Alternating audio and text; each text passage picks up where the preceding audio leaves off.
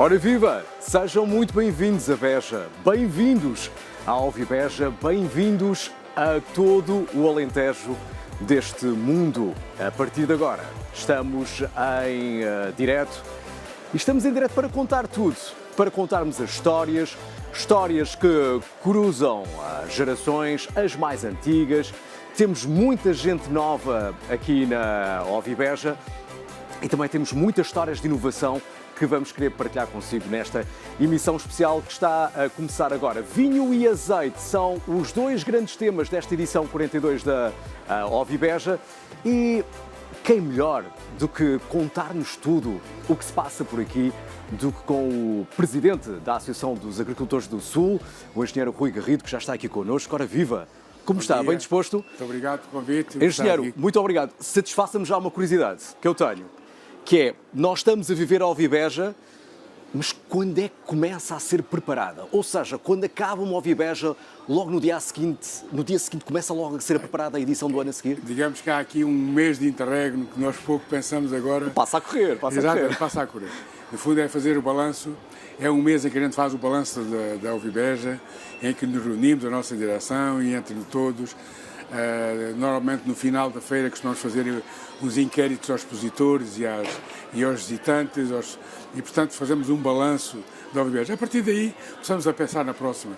É o tema, é o logotipo e por aí fora isto nunca mais para. E quando se pensa, por exemplo, o azeite e o vinho como os grandes temas, é porque com um ano de antecedência já se começa a perceber que são dois setores-chave que merecem a maior atenção? Não, por acaso este ano coincidiu de forma diferente.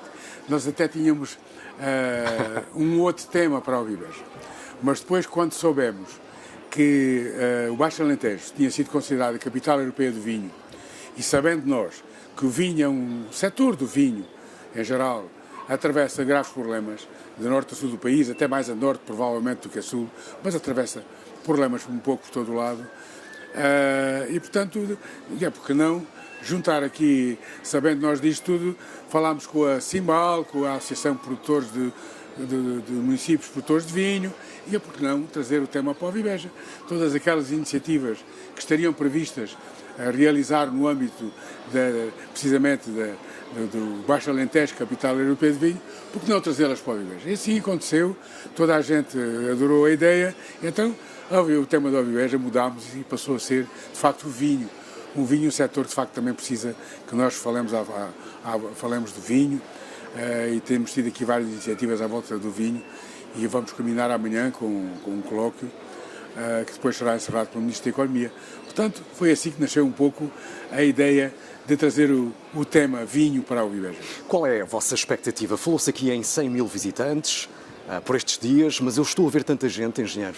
Eu acredito que a marca possa ser superada. Não, nós esperamos ultrapassar os 100 mil visitantes até o ano passado. Foi em que todos os dias, mas é que literalmente choveu todos os dias durante a Alvibeja, não houve um dia que não chovesse e conseguimos ultrapassar os 100 mil. Portanto, com esta temperatura amena estes dias, eu acho que vamos com certeza ultrapassar os 100 mil visitantes mais uma vez. Esta edição já fica para a história porque tivemos, a visita do Ministro da Agricultura poderia acontecer. A visita do Primeiro-Ministro tem um forte simbolismo, mas o Conselho de Ministros reuniu aqui na Alvibeja. O impacto que essa iniciativa tem para este evento e também, obviamente, as medidas que, entretanto, foram anunciadas pelo Governo. Bom, de facto, é como você diz, até é carregada de simbolismo. Eu julgo que também, enfim, modéstia à parte, julgo que também acabou por ser um reconhecimento pelo trabalho que nós temos realizado, quando digo nós, digo aqui a equipa toda da ACOS, em prol da região, do país, enquanto associação, mas também pela dimensão e o patamar em que a feira atingiu, a qualidade que a feira atingiu. Eu julgo que também é um reconhecimento disso tudo. Bem, depois provavelmente até, a verdade também se calhar seja dita, podemos ter tido aqui o dedo um bocadinho na nossa Ministra do Ambiente, uma bejança também convicta, uma bejança, como nós dizemos às vezes, com algum bairrismo, e portanto também se calhar teve aqui um bocadinho o dedo dela. Mas portanto foi isso tudo, julgo eu, E, portanto, naturalmente que tivemos a oportunidade ontem de agradecer ao Sr. Primeiro-Ministro e à Sra. Ministra o terem trazido para aqui o Conselho de Ministros e terem vindo aqui anunciar algumas medidas importantes, que também foi... Nomeadamente 20 milhões de apoio para a questão dos fertilizantes, 60 milhões para a reconstrução. Estamos a falar do Alentejo, mas também estamos a falar um pouco de todo o território. Há nesta altura algum outro setor específico que merece a atenção por parte dos responsáveis? Por exemplo, os produtores falaram muito com o Ministro sobre a questão da língua azul, das doenças dos animais. Sim, essa questão não foi anunciada, é uma pena e é lamentável que assim tenha sido. Nós já tivemos a oportunidade de falar com o Ministro antes do Alvibeja. Se repararam, no nosso discurso do Alvibeja insistimos muito nisso. Parece que em Lisboa não se perceberam bem da dimensão que este prejuízo atingiu. E atingiu, e foi depois ainda aumentado com as tempestades várias que tivemos a seguir. Também aqui no Alentejo houve prejuízos muito graves com a Cristina, entre aspas. A tempestade afetou todo o território e não só o litoral. Portanto, veio acentuar aquilo que, nomeadamente na área da pecuária, veio acentuar aquilo que já eram os prejuízos da língua azul, porque pela falta de assistência aos rebanhos, os solos completamente encharcados, os ternários sem conseguirem lá chegar, dificuldades com as pastagens e as forragens, dificuldades com o acesso à comida por parte dos animais, tudo isso agravou ainda mais o panorama da língua azul. E, portanto, esperemos que isso venha a ser agora um pouco compensado com o PTRR, onde parece estarem previstas algumas ajudas para o setor da pecuária. Vamos ver como é que elas saem, esperemos que isso agora aconteça, porque não foi nada anunciado. Além da linha férrea e além da autoestrada, que também foi anunciada. Essa também vontade é importante, de unir Porto Alegre, Évora e Beja por exatamente, também é importante. É importante também que passe a haver uma empresa e um gestor, digamos assim, do programa Água que Une, também foi aqui anunciado ontem na Alvibeja. E Macário Correia é o homem que agora passa a ser responsável. Exatamente, Macário Correia, portanto também é importante. Só faltou também, a este nível das infraestruturas, um outro tema que a gente vem debatendo e que não vamos continuar, que é para ver se os políticos não se esquecem, que é a ligação ao aeroporto, uma linha férrea também, já que vamos ter a linha eletrificada, que haja também um ramal ao aeroporto de Beja e até, bem assim, a gente possa também, amanhã com uma autoestrada, com um ramal ao aeroporto, possamos ter aqui outras valências. Mas essa questão é muito importante da ligação ferroviária. Fala-se muito na rodovia, mas o comboio pode de facto ser um grande aliado. Exato, porque para o transporte, como nós temos dito, nós não pensamos que o aeroporto de Beja possa algum dia sortir Lisboa, Alcochete, se vier a ser feito Alcochete, o que é que seja. Mas pode ser um excelente complemento. Um excelente complemento, uma mais-valia. O aeroporto de Lisboa, por vezes, está a abortar, como se diz, entre aspas. O aeroporto de Faro tem 2, 3 meses por ano, é que também não acaba ali nem mais quase um pré, como se costuma dizer, é a linguagem popular. E, portanto, julgo que com essas valências, com essas infraestruturas, o aeroporto de Beja podia ter aqui também dar aqui uma ajuda e ter aqui uma outra valência. Alvibeja, edição 42, com muita coisa para ver. Temos o pavilhão do azeite e do vinho, temos o pavilhão da pecuária e Trás-os-Montes é a região convidada. Portanto, para além de todo o Alentejo deste mundo, também temos todo o Trás-os-Montes deste mundo. Exatamente. É uma região que tem muitas semelhanças com a nossa. Nomeadamente tem zonas com clima perfeitamente mediterrâneo, muito parecido com o nosso. Onde terra de bom azeite também. Onde existem culturas iguais aos do Alentejo, nomeadamente a oliveira e a amendoeira, por exemplo. Até as gentes transmontanas são muito parecidas connosco em muitos aspectos. A interioridade de Trás-os-Montes e a interioridade do Alentejo, portanto, há muitas semelhanças. E o Trás-os-Montes já lhe tivemos a oportunidade de agradecer, tiveram aqui em força e vão continuar a estar até o final da feira.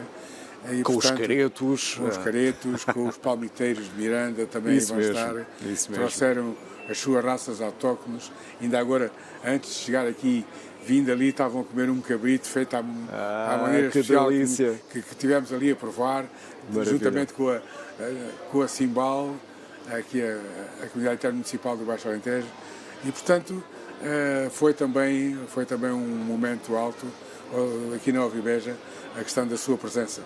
E para onde devemos ter outra região, com certeza, ou eventualmente outro país. Estamos a preparar isso. Não falo já do próximo ano, ainda temos muito para viver ainda. na edição Até deste porque ano. as coisas não estão nada confirmadas, Isso. não posso falar sobre elas. Nós gostamos É uma muito, Sr. Engenheiro, gostamos muito da sua presença aqui. Muito obrigado por receber o Conta Lá. Sim, senhor. E estamos juntos para Nós contar que agradecemos tudo o que se passa também, aqui nesta não só a vossa feira. presença na Ovibeja e o teu convite Imensa. para aqui estar. Muito obrigado. Muito e obrigado. bom sucesso também para a vossa televisão, que também é importante. Pode contar connosco Sim, para o que senhora. for preciso. Muito obrigado, Tá, engenheiro. obrigado. Rui Garrido, ele é o presidente da Associação dos Agricultores do Sul. Eu há pouco fazia referência a isso mesmo. Ontem foi um dia em cheio. Todo o governo, quase praticamente todos os ministros estiveram aqui presentes. Destaque, claro, para a Ministra do Ambiente, Maria da Graça Carvalho, ela é que é de Beja, portanto foi ela também a receber os colegas de governo. Antes da reunião do Conselho de Ministros, eu tive a oportunidade de falar com o Ministro da Agricultura, José Manuel Fernandes, precisamente para saber as respostas que o Governo estaria a preparar, respostas essas que, entretanto, foram anunciadas mais tarde pelo Primeiro-Ministro. Mas eu tive a oportunidade de falar com o Ministro da Agricultura e é essa conversa que vamos ver agora. Temos a oportunidade agora de conversar com José Manuel Fernandes, o Ministro da Agricultura, aqui nesta edição da Ovibeja. E a primeira pergunta, e pegando aqui no mote da Ovibeja, que é todo o Alentejo deste mundo, vamos perguntar a este homem minhoto o que é que ele mais gosta no Alentejo.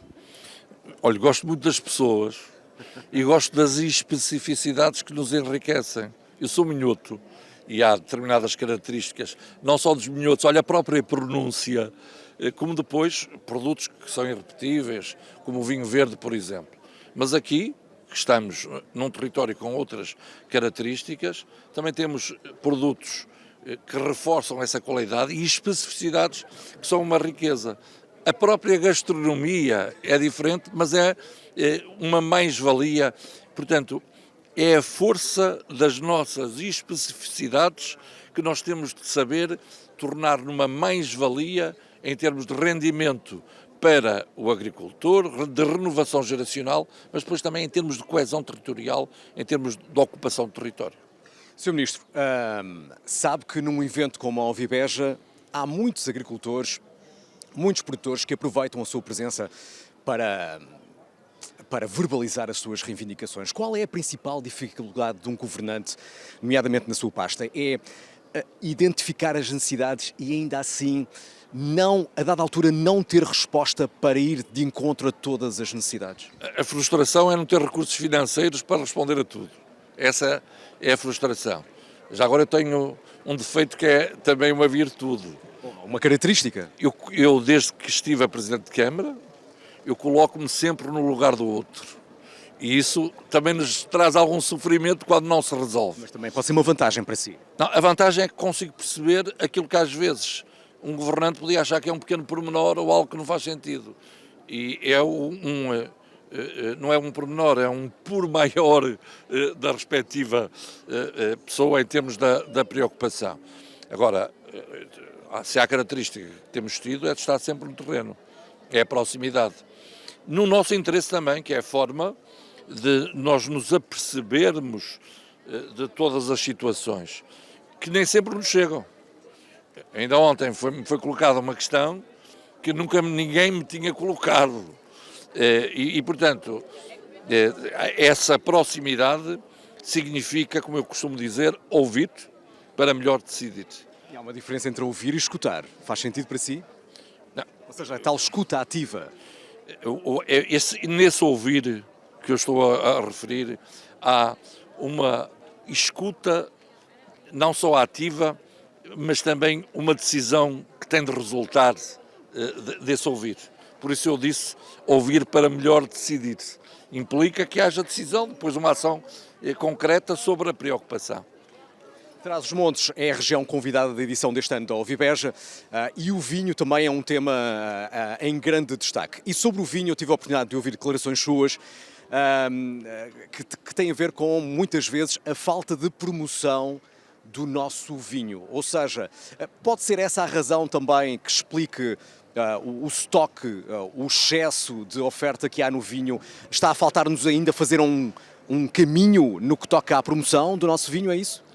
Face à qualidade dos vinhos que temos a obrigação de promover mais e melhor e de aumentar não só as vendas em quantidade, mas também em valor. Precisamos de acrescentar valor àquilo que nós temos e que é único, em muitos casos, irrepetível, saberes e sabores que nós temos e especificidades que são nossas, mas vinho de uma grande qualidade, também fruto dos excelentes enólogos e enólogas que nós temos. Mas não basta só aí a promoção, também há aí um ataque global ao consumo do vinho e um ataque que existe, que levou a que, por exemplo, em 2024, tivesse sido dos anos onde, apesar do aumento da população, o consumo do vinho mais diminuiu. Portanto, há também aí um ataque cerrado ao consumo do vinho. Nós, do lado da promoção, é evidente que eu não fico satisfeito em ter disponibilizado 20 milhões de euros para a promoção e só se ter utilizado 12 milhões. Uma última questão que tem a ver, vamos andando por aqui, o Sr. Ministro tem aqui uma agenda muito intensa aqui na Ovibeja. Também tive a oportunidade de ouvir sobre a doença da língua azul e que só há 2 países na União Europeia que têm essa resposta a nível de vacinas. Gostava de ter um investidor em Portugal que pudesse ter uma solução interna para responder a essa necessidade? Nós temos acesso às vacinas, mas a produção de vacinas só está a ser feita em 2 Estados-membros, para a língua azul, a Espanha e a Alemanha. E é importante que existam vacinas eficazes, mas vacinas depois também acessíveis, disponíveis, mas acessíveis também do ponto de vista do próprio preço, que sejam acessíveis para os agricultores, para os produtores. E nesse sentido, mais importante do que ter aqui alguém a produzir é que elas existam neste mercado interno e a preços acessíveis. E esse é um trabalho que tem que ser feito também a nível da União Europeia e a investigação é extremamente importante para esse objetivo. A sanidade animal é uma preocupação. Temos insistido que, em termos europeus, o Fundo Europeu para a Competitividade, que tem mais de 400 mil milhões de euros, dos quais 170 mil milhões é para a investigação, tem de estar uma parte deles também destinada a este objetivo, que é da sanidade animal. Claro que eu gostaria de ter aqui uma indústria, mas nós não nos podemos também esquecer da nossa escala. Não seria só uma resposta interna. Uma indústria desse tipo deveria e teria de ter a ambição depois de disponibilizar as vacinas para todo o mercado europeu. Sr. Ministro, muito obrigado. Uma última pergunta que tem a ver com isto, que é, quando se for embora da Ovibeja, o que é que não pode deixar de comer e beber aqui na feira? Bem, eu gosto sempre do local. E, portanto, eu já comi produtos locais e bebi também vinho deste espaço. Todos os sítios que eu vou, o local, o que os distingue, é algo que nós temos de aproveitar. A gastronomia é a identidade do território. A gastronomia é também história, é saberes e sabores, como já referi tantas vezes. Muito obrigado. Obrigado. Foi um gosto. Obrigado por esta conversa aqui no Conta Lá. Muito obrigado. E parabéns pelo vosso programa. Muito obrigado. Pelo projeto. Obrigado. Foi a conversa com o Ministro da Agricultura, José Manuel Fernandes, aqui no recinto da Ovibeja, edição 42. E há uma Ovibeja antes e há uma Ovibeja depois da chegada da Maria João Costa. Ela está no pavilhão da pecuária. Ora viva riqueza! Como é que tu estás? Aliás, vais contar-nos mais sobre uma raça ovina especial. É assim?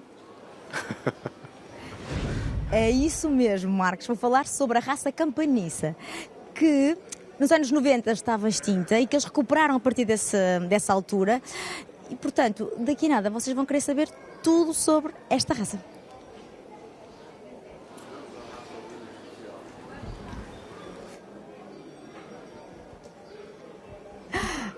Olha, aliás, não é daqui a nada, é agora mesmo. Olha, vamos a isto. Eu quero partilhar convosco então toda esta informação e tudo o que eu sei sobre esta raça campaniça. Estamos a falar de uma raça que lá está, que estava extinta e que nos anos 90 foi então recuperada. Começou por ter apenas 3.000 animais e rapidamente conseguiram chegar aos 13.000 e estamos aqui num dos stands da Ovibeja. A Ovibeja está rodeada de espaços onde o tema agricultura está presente em todos, mas aqui em específico vamos falar de pecuária. Claudino Matos, obrigada por estar connosco. Quando falamos desta raça, o que é que, no que diz respeito a ovinos, qual é que é a principal diferença entre elas e as restantes? Primeiro que tudo, é uma raça local, portanto é uma raça cuja origem está na região aqui do Baixo Alentejo, sudoeste do Baixo Alentejo, portanto, juntamente aqui, muito próximo da fronteira com a Espanha, e é uma raça que tem características muito únicas. É uma raça de pequeno porte, é uma raça que produz, já produziu carne, leite e lã, hoje em dia produz só apenas carne, é uma raça que está especializada na produção de carne e tem uma lã também muito característica, que é utilizada, e como curiosidade, dizer-vos aqui assim, é uma lã comprida, é uma lã cruzada, ou seja, é uma lã de tipo cruzado, que quer dizer que é uma lã que tem uma espessura mais ou menos intermédia, não é uma lã muito fina, não é uma lã muito grosseira, é uma lã intermédia, e que foi utilizada, em termos de curiosidade, pelas tecedeiras que fazem o ponto de arreolos. Portanto, é uma lã que dava, para o ponto de arreolos, dava algum despacho a fazer o tapete e foi utilizada para esses fins e para outros fins, até mesmo para fins militares, foi utilizada para meias e para algum vestuário dos militares em tempos muito, muito antigos. Hoje em dia, infelizmente, ela não tem a importância que teve nessa altura, pronto, mas nós estamos a fazer aqui algum trabalho também na associação de promoção dessa. Eu acho que é importante também partilharmos, Claudino, e acho que partilha comigo, estamos a falar de uma raça que se adapta muito bem às temperaturas, ao clima desta região. E falávamos os dois também que, falando e pensando na agricultura médio e longo prazo, temos aqui uma raça que está preparada realmente para estas alterações climáticas. Exatamente, portanto nós estamos numa região muito, muito vulnerável às alterações climáticas. Esta raça está aqui há centenas, se calhar há milhares de anos na região, e ao longo deste processo tem-se vindo a adaptar. E os animais têm a capacidade, os animais e todos os seres biológicos, digamos, têm a capacidade de se ir adaptando àquilo que se vai transformando. E no caso aqui dos ovinos, obviamente que nós temos a noção que estes animais têm maior capacidade de adaptação do que outras raças que não são aqui da nossa região. Eu acho que é importante falarmos noutro ponto. Qual é que é a importância da pecuária no mundo da agricultura aqui nesta região? Nesta região, sim. Nós... Aqui um contexto também, a partir do espaço onde nós nos encontramos neste pavilhão, é importante trazer esta questão. Sim, o nosso território aqui do Baixo Alentejo, do Alentejo de uma maneira geral, é a maior parte da área dedicada à agricultura é sequeiro, portanto é pastagens naturais ou semeadas, e é utilizada principalmente pela pecuária, entre os quais os ovinos têm uma componente muito importante. Portanto, eu diria que se calhar 75% do território do Alentejo é pecuária extensiva, portanto animais ao ar livre, com todas as condições de bem-estar animal, e depois tem uma parte de regadio importante agora com o projeto tal que é recente. E uma curiosidade, e só porque nós estamos no fim de semana do Dia da Mãe, o Claudinho dizia-me assim: você sabia, Maria, que esta raça, as mães, não é? São muito dóceis, são muito protetoras. Exatamente, é uma das características desta raça, é a capacidade, é a rusticidade. Ou seja, apesar de nós já estarmos aqui no meio dos machos, atenção. Sim, é a capacidade de rusticidade, ou seja, de se adaptar às condições difíceis do terreno, e elas são, enquanto mães, têm uma capacidade maternal, como nós costumamos dizer na nossa gíria, mais ou menos zootécnica, têm uma capacidade maternal acentuada, portanto elas tomam muito bem conta dos seus filhos. E é isso que tem que fazer. Muito obrigada, Claudino. Eu vou continuar por aqui na nossa Ovibeja a partilhar convosco tudo aquilo que vou encontrando e, acima de tudo, informações, conteúdo sobre aquilo que está a acontecer neste mundo. Porque quando falamos de agricultura não falamos só de campos e campos, falamos de pecuária, falamos de inovação, falamos de tecnologia, sustentabilidade, enfim, eu quero trazer tudo isto ao longo do dia de hoje. Até já. Falaste, Maria João, várias vezes em queijo. Quero saber qual é o teu queijo preferido. Olha, eu queijo, apanhaste-me aqui desprevenida.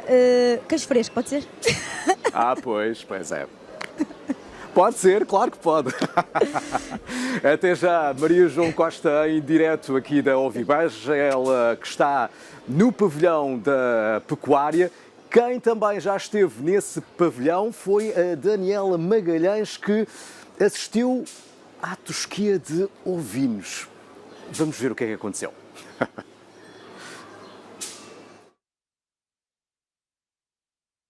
Quem vai fazer aqui esse trabalho é o Nuno Penetra, que é o técnico responsável pela tosquia da ACOS. É assim, Nuno? Isso mesmo.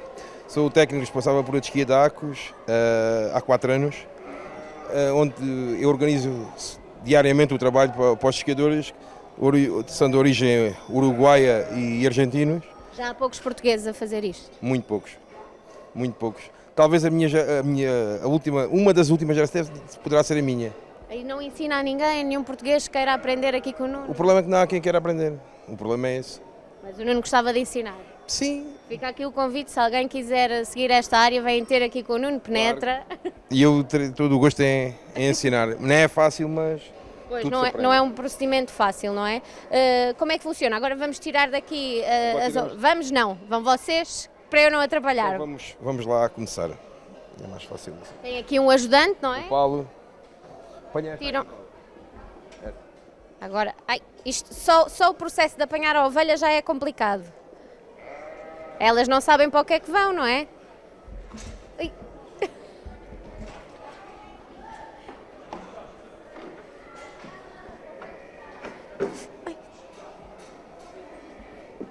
E então, qual é que é o procedimento? Nós sentamos a ovelha aqui.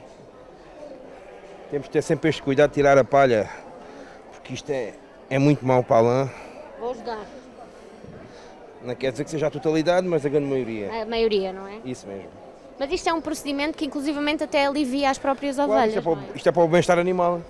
Porque agora veio o verão e é um trabalho que tem que ser feito todos os anos, uma vez por ano, num período de 15 de março a 15 de junho, final de junho por aí, mais ou menos 3 meses e meio. E pronto, ela sente-se confortável. E por exemplo, se uma ovelha não é tosquiada, a lã vai aumentando até ela deixar de andar? Não, deixar de andar não, mas já tosquiei ovelhas que, olha, o ano passado, uma ovelha deu 12 kg de lã. 12? Só? Uma só. Isso é muita lã. Muito lã. Há 3 anos que não era tosquiada, 3, 4 anos. Ai, Jesus, já devia estar enorme. Eu não sei se o Nuno consegue ir falando comigo enquanto faz a tosquia. Consigo. E então como é que isto... Agora vamos começar. Deixa-me só... Esse aparelho, isto é quase uma coisa de um barbeiro, não é? Sim, é uma máquina. É um punho. Ora, começa sempre a ovelha. Isso tem posições específicas, não é? Para não magoar a ovelha. Tem tudo. Começamos sempre aqui por o peito. E alguma razão para começar pelo peito? Porque é o trabalho. Assim que é feito. É assim que é feito. Há pessoas, cada um tem a sua maneira de trabalhar, mas a maneira correta é esta. E com quem é que o Nuno foi aprendendo? Eu aprendi num grupo de esquia. Eu na altura morava em Viana do Alentejo, onde sou natural de lá, e foi lá que eu aprendi. E já faz isto há quantos anos? Há 23 anos. 23 anos a tosquiar ovelhas e continua a gostar, como da primeira vez? Agora já não tosqui muitas, porque não tenho tempo. Pois, isto é um trabalho que demora sempre muito tempo. Por exemplo, esta ovelha, quanto tempo demora a tosquiar? Agora aqui é para uma demonstração, 3, 4 minutos por aí. Ok, mas quando é feita assim a tosquia mesmo a sério? 2, depende das ovelhas. Depende das ovelhas. Esta aqui, por exemplo, eu não sei se conseguimos calcular que quantidade de lã é que esta ovelha dará. 2.2, 2,5 por aí. Ok, o normal então são 2, há bocado falou-me na de 12. Sim, sim. E depois o que é que acontece a esta lã? Esta lã é comercializada, nós trabalhamos com uma empresa em Espanha, e é para ela, Depois vai ser tratada, não é? Há de ser sim, tratada. vai ser escolhida, lavada, e depois o maior, Ficar pronta para comercialização. mas a grande maioria da lã, ou na sua grande totalidade, vai para a China. Vai para a China. A China, mas o mercado da lã tem estado completamente parado. Ah, é? A lã não tinha escoamento nenhum. E Mas agora está um bocadinho melhor? está um bocadinho melhor, um pouco melhor. Nada de não paga a tosquia. E qual é que é a importância de ter aqui a tosquia representada na Ovibeja? Qual é que é a importância? A importância é para as pessoas verem Como é que tudo isto como funciona? é que tudo funciona, o processo todo, desde a tosquia até à lã. Nuno, muito obrigada, e já sabe desse lado, se gostasse de aprender tosquia, se quiser vir aqui ter com o Nuno para dar continuidade aqui a um legado, pode vir ter com o Nuno, não é assim? É só contactarem a Acos e a gente... Contactar a Acos e pedir para falar com o Nuno Penetra. mesmo. Muito obrigada, Nuno. Eu vou continuar aqui a ver já agora a tosquia inteira. Não faz mal, Nuno, eu é que estou aqui já a trabalhar. Vou acabar de ver o procedimento. Obrigado, Daniela. Daniela Magalhães a contar muitas histórias nesta edição 42 da Ovibeja. Ela vai regressar mais à frente. Chama a sua atenção para um debate que vamos ter daqui a pouco, por volta das 2 da tarde, sobre o azeite, que é um dos temas-chave da Ovibeja deste ano. Se está a ver a nossa emissão no YouTube do Conta Lá, muito obrigado por estar desse lado. Deixe o seu comentário, partilhe a nossa emissão especial também com os seus amigos. O Conta Lá também nas suas redes sociais, entre hoje e amanhã, vai mostrar tudo o que se passa aqui nesta Ovibeja. Já tenho comigo Luís Mir, ele é secretário-geral da Confederação dos Agricultores de Portugal. Luís, viva! Obrigado pela presença. As primeiras impressões aqui desta Ovibeja, sentir aqui o pulso desta grande feira, Luís. Vejo aqui uma grande participação, stands de que se vê evoluir de ano para ano com uma melhor imagem, e acho que um dos grandes destaques foi a decisão do Governo vir aqui fazer o Conselho de Ministros ontem. Acho que esse é um sinal que o Governo quer apoiar o setor agrícola, que está atento ao setor agrícola. Eu não me lembro de ver um Primeiro-Ministro falar durante 30 minutos sobre medidas agrícolas. Agora, falta a outra parte, a concretização. Falta concretizar. A aplicação. Uma coisa é anunciar, outra coisa, outro patamar é concretizar. E nessa matéria os agricultores têm muito para se queixar, porque a concretização é muito reduzida face àquilo que são os anúncios. Ontem o Sr. Primeiro-Ministro anunciou aqui um apoio de 20 milhões de euros para os fertilizantes e ainda não se percebeu bem. Os espanhóis, para as mesmas circunstâncias, para a mesma crise, aplicaram um apoio de 500 milhões. São 4% do que Espanha pôs à disponibilidade dos agricultores espanhóis, e isso não chega, não nos dá condições de competitividade. É muito pouco, é uma situação que não resolve minimamente o problema do aumento dos custos de produção. Também no gasóleo, e a agricultura utiliza 70% da sua energia a gasóleo. Os espanhóis têm um preço do gasóleo é 50% daquilo que nós pagamos. É essa subida dos combustíveis também que explica o aumento da inflação agora no primeiro trimestre. Nós não temos condições de competir com os espanhóis, e é isso que exigimos ao Governo, que dê à agricultura portuguesa condições de competitividade, e o anúncio de ontem não chega. 20 milhões face a 500 milhões, mesmo face àquilo que foi a atribuição de outro Governo na situação de guerra da Ucrânia, onde houve também um aumento significativo dos fertilizantes. Na altura foram atribuídos 180 milhões de euros, agora disponibilizaram 20. Luís, eu tive a oportunidade de conversar com o Ministro da Agricultura. Ele partilhava comigo que, e agora falando em concreto do vinho, ele dizia que há muito dinheiro para se usar na promoção do vinho, mas esse dinheiro não está a ser bem aproveitado. Que comentário é que merece? O comentário é que o Sr. Ministro não conhece as regras que têm os concursos da promoção. há exigências completamente descabidas, há um conjunto de regras que as empresas depois não estão em condições de aceitar e, portanto, é como aquele professor que tem os alunos todos que chumbam e a culpa é dos alunos, não é do professor. As ações de promoção têm que ser mais adaptadas à realidade, às alterações, àquilo que são as mudanças. De repente agora houve uma guerra, os voos mudaram, as coisas mudaram. Não há essa flexibilidade, não há condições. As empresas gostam de fazer promoção. Se não fazem, há aí qualquer coisa que está mal. O que está mal não são as empresas. É o programa que tem que ser adaptado às circunstâncias e não é. Tenho pena que o Ministro não reconheça isso e acho que a culpa está nas empresas. É o professor que chumba aos alunos e a culpa é dos alunos e não do professor. E o que é que nós não estamos a ver e nesta altura ainda não sabemos que está a acontecer no mundo rural e que precisa de uma resposta rápida, tão rápida quanto possível? Acho que nesse nível o mundo rural, e neste caso a agricultura, nunca foi vista por nenhum governo como um setor que é necessário dar condições para ser competitivo. Portugal tem condições excelentes para produzir alguns dos produtos. Temos aqui o exemplo do Alqueva e do olival, que não existia nesta zona, era residual e que hoje tem aqui uma cultura com grandes rendimentos que proporciona uma receita de impostos anual só desta zona em IVA de 300 milhões de euros e, portanto, o Estado tem que ter essa consciência que há outras zonas do país, que há todo um conjunto de infraestruturas que já foi também anunciado por este Governo. A Água que une já foi anunciada em março de 2025. Só ontem, e bem, é que foi aqui anunciado a criação da estrutura na Ovibeja, que era o engenheiro Macário Correia, que iria ser o presidente dessa estrutura. Mas demorou 1 ano e tal para encontrar o presidente. Faça-se as coisas e faça a propaganda depois. Não invertemos, que os agricultores estão já cansados de ouvir anúncios e medidas, e milhões, são tudo milhões, mas depois eles não chegam a quem trabalha na agricultura.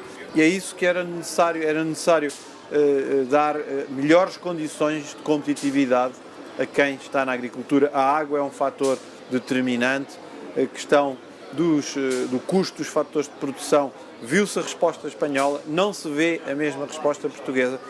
Não somos competitivos desta forma. Luís, no que toca a esses apoios, esses milhões e muitos milhões, o que está a faltar também é, para além da decisão, o compromisso da ação. Faz falta uma maior previsibilidade, no bom sentido, um compromisso no que toca às datas. Os agricultores terem a sua vida mais previsível, saber quando é que as ajudas vão cair. Sim, e ter capacidade para implementar todos estes avisos. Aliás, o aviso foi feito ontem, ainda ninguém sabe responder às questões. Houve um aviso que foi feito na semana passada também, relativamente às intempéries, ninguém consegue dar explicações sobre a sua implementação. É isso que interessa ter capacidade. Mais informação do que os milhões que são anunciados. Não é informação, ter capacidade de implementação das medidas. Uma coisa é anunciar, os anúncios são fáceis, a concretização é que é complicada. E está a faltar concretização dos anúncios feitos. Luís, continua a falar-se muito do acordo entre a Europa e o Mercosul. Quais são, até porque vamos ter a efetividade desse acordo comercial muito em breve. Não, é hoje. Começa hoje em vigor, dia 1 de maio. É o primeiro dia de implementação do acordo do Mercosul. Luís, então ajude-nos a perceber de que forma é que isso impacta a vida dos agricultores, mas também a vida dos consumidores. Quais são as boas e as más notícias que esse acordo traz? A Europa teve aqui uma situação de retrocesso de uma aliança comercial e de uma aliança militar com os Estados Unidos e, nessa altura, teve que procurar outros caminhos. Este acordo do Mercosul há mais de 25 anos que anda, enfim, não avança, não se concretiza. E perante estas circunstâncias, e bem, a Comissão concretizou o acordo. O acordo permite ter uma zona económica com 750 milhões de consumidores. E isso é muito importante. Dentro desses 750, há 220 que falam português. 10 em Portugal e 210 no Brasil. Portanto, quase um terço deste mercado fala português. E essa é a oportunidade. Se isso vai ser uma vantagem, depende do trabalho que se fizer. É como aos anúncios, mas depois é preciso concretizá-los. Se não houver ações de promoção no Brasil, se as empresas não tiverem condições para exportar os seus produtos para o Brasil, se nós não conseguirmos, como por exemplo estão os espanhóis a fazer, já promoções do azeite espanhol em grande escala no Brasil e Portugal não conseguir fazer, depois daqui a uns anos vamos dizer que afinal o Mercosul não nos serviu para nada. Pois não serviu porque nós não aproveitámos a oportunidade. É uma oportunidade, as questões, eu diria, com reserva, nomeadamente a carne de vaca ou a carne de frango, são questões em que a Comissão deixou cláusulas que permitem atuarem se verificarem situações de desequilíbrio do mercado. Eu relembro que nós importamos 50% da carne de vaca que consumimos, portanto, estamos muito longe disto, estamos sempre em déficit sobre essa matéria. Acho que é uma oportunidade. Fala-se muito sobre esta situação, mas o impacto disto tem a ver com como nós trabalhamos. E, por exemplo, uma diferença cambial tem um impacto muito grande face a todas estas regras. Portanto, às vezes andamos aqui a discutir. Com esta incerteza nos mercados internacionais, há uma grande oscilação entre as moedas. Portanto, no Mercosul, sim, pode ser uma oportunidade. Temos que trabalhar para isso. Já devíamos estar a fazer ações de promoção no Brasil. O Ministro, em vez de perguntar porque que não se esgota a ação, era ver internamente, era reunir, era perceber. Se ele se juntasse à mesa com as organizações e ouvisse aquilo que é a realidade, já tinha percebido qual é o problema. Luís Mira, muito obrigado pela presença nesta emissão especial aqui no Conta Lá, em que acompanhamos todo o Alentejo deste mundo, aqui na edição 42 da Ovibeja. E já a seguir vamos falar do azeite, os desafios do setor do azeite aqui no Alentejo, que é uma terra do azeite por excelência. Vamos ter um painel conduzido pela Verónica Ferreira, já a seguir, depois de uma curtíssima pausa nesta emissão especial. Regresse connosco. Até já.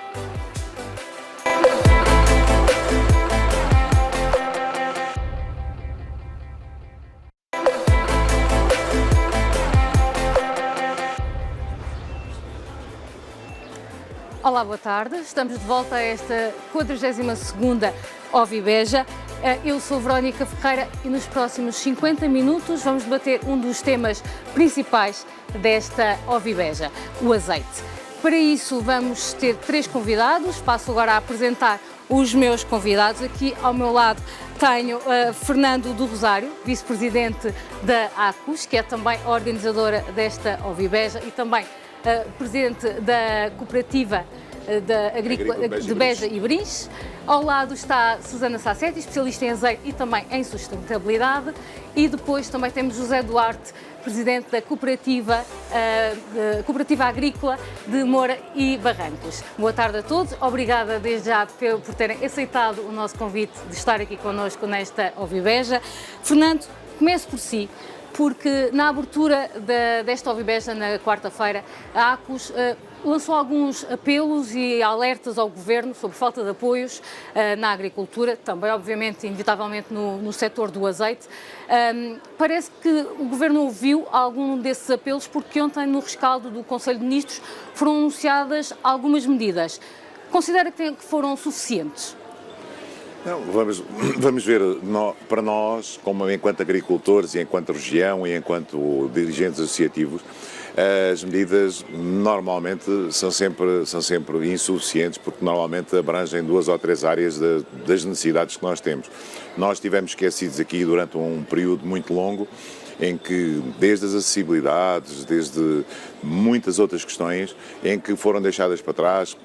Felizmente foram-se desenvolvendo outras zonas geográficas no país. O que nós queremos é só também ser ouvidos e que também queremos que nos façam aqui também chegar, que nos deem as boas condições, boas acessibilidades, uma vez que hoje Beja também está com um bom desenvolvimento no setor agrícola e por isso gostávamos que esta região se desenvolvesse mais. Para isso é necessário apoios como ferramentas para trabalhar, apoios esses que são não só para nos ligar às restantes partes do país, mas também tem até outras vantagens, que é também para nos apoiar às vezes nestes períodos também um pouco mais complicados, mais conturbados, por exemplo, por causa dos conflitos que estão a existir.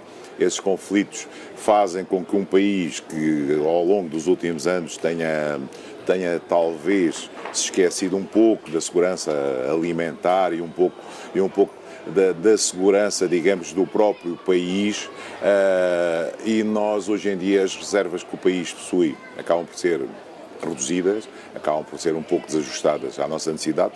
Acredita-se sempre que no mundo, de alguma parte do mundo está disponível o produto quando nós o necessitarmos, mas por vezes, por causa do transporte, por causa do custo dos combustíveis, por causa dessas situações todas, faz falta nestes períodos medidas excepcionais, nomeadamente foi bem-vinda aquela medida que não sabemos ainda como é que vai ser aplicada na íntegra, mas, por exemplo, o apoio ao custo dos fertilizantes que foram galopantes agora nos últimos tempos, e também será muito bem-vindo também um apoio extraordinário também ao custo do combustível.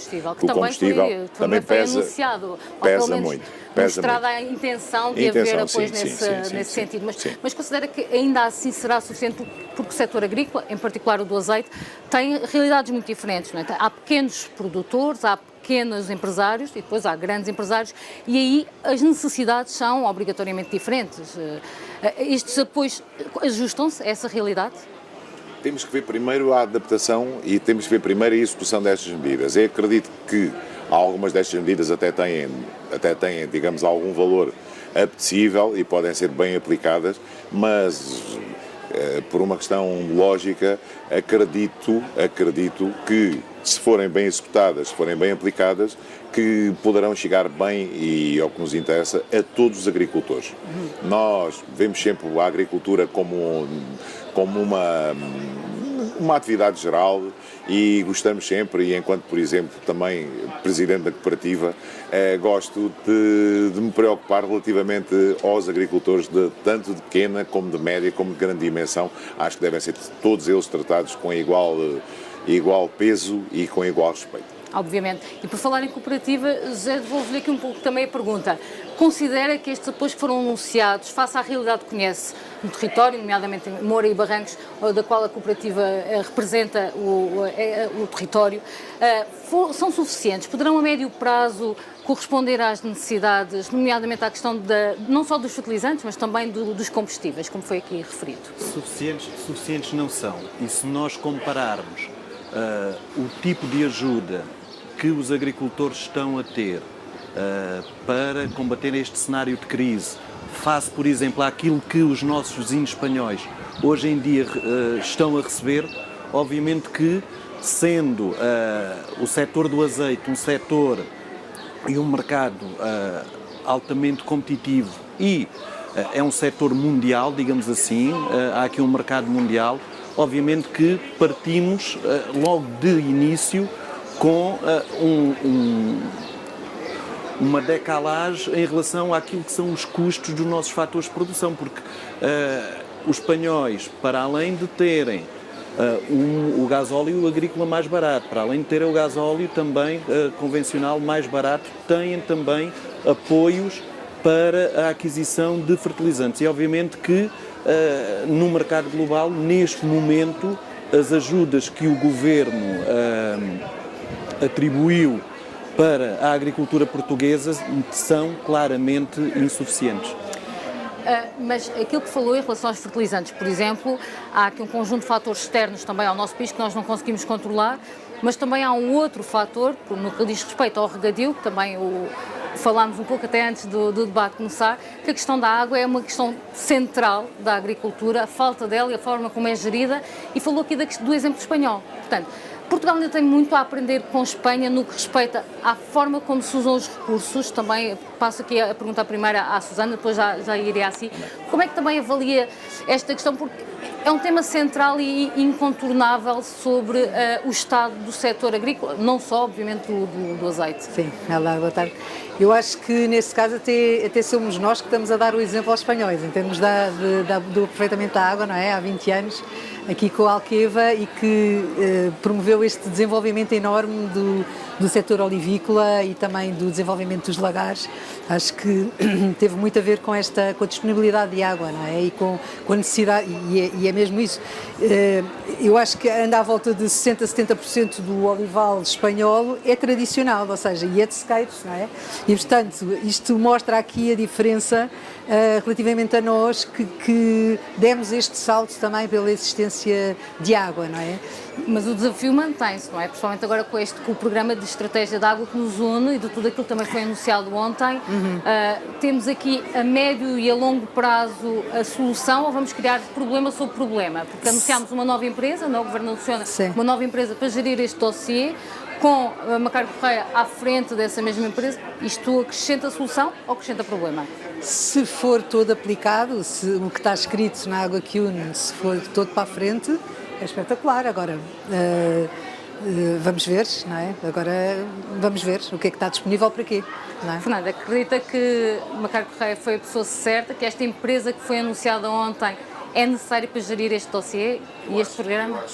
Seguramente que é uma boa escolha, que é uma pessoa competente e uma pessoa com muita experiência. E também tem outra coisa que tem uma característica que a mim me deixa tranquilo, que é a questão da experiência agrícola, porque hoje em dia isto são assuntos, muitas das vezes quando nós debatemos estes assuntos, principalmente, como o Zé Eduardo estava a dizer há pouco, nós somos um pouco, apesar de bom relacionamento que existe hoje entre Portugal e Espanha, ou que sempre existiu, mas nós acabamos por competir.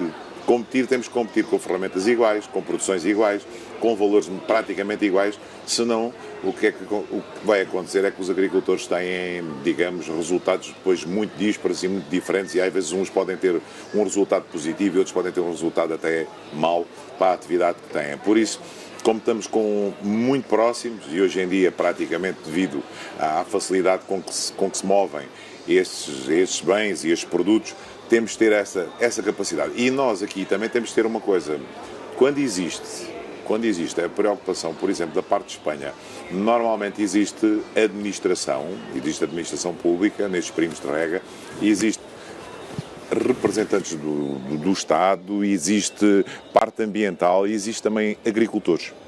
E aqui é que eu digo, aqui a diferença é que, do nosso lado, nós temos também que ter agricultores. Porquê? Porque só assim é que pode prevalecer também o interesse dos agricultores, porque isto tem que haver um equilíbrio entre, digamos, estratégia nacional, entre a parte de preservação ambiental, mas também tem que se estudar também de alguma forma os interesses dos agricultores. Se eles, por exemplo, em zonas limítrofes, só forem, digamos, defendidos num dos lados, se calhar por vezes estamos a perder a oportunidade e estamos a ficar para trás. O que acha sobre também esta ideia de se tentar criar equipas, que possam ser mistas e que tragam os agricultores à reflexão e à criação de estratégia e planeamento? Eu acho que é muito importante, mas pegando ainda na pergunta anterior em relação à nomeação do engenheiro Macario Correia, eu acho que foi uma escolha muito acertada, primeiro pela experiência também na parte, enquanto secretário de Estado do Ambiente, que ele já foi, em que tem essa sensibilidade do ambiente, e não nos podemos esquecer que é uma nomeação da Ministra do Ambiente, e obviamente que, como o Fernando disse, o facto de ele também ter alguma sensibilidade agrícola, porque faz parte também de organizações agrícolas, tem isto que é importante, que é uma pessoa que vai tratar de um projeto que é estruturante para o país, que é essencial também, e é importante nós também comunicarmos isso, que o projeto Água que Une é um aproveitamento da água que vai para o oceano e não tem aproveitamento nenhum, para fazermos aqui uma interligação entre as redes hidrológicas, para termos tanto a nível do Tejo, do Baixo Tejo, também a nível do Alqueva, mas também a nível do Algarve e de Espanha, porque Portugal também tem que ceder água à Espanha, haver aqui uma previsibilidade e haver aqui um abastecimento de água para uma atividade económica como é a agricultura, que não pode ter também uma incerteza num dos fatores que é para mim essencial, que é o ter água, porque a água permite produção, a água permite inovação, a água permite sustentabilidade económica, social, mas também ambiental.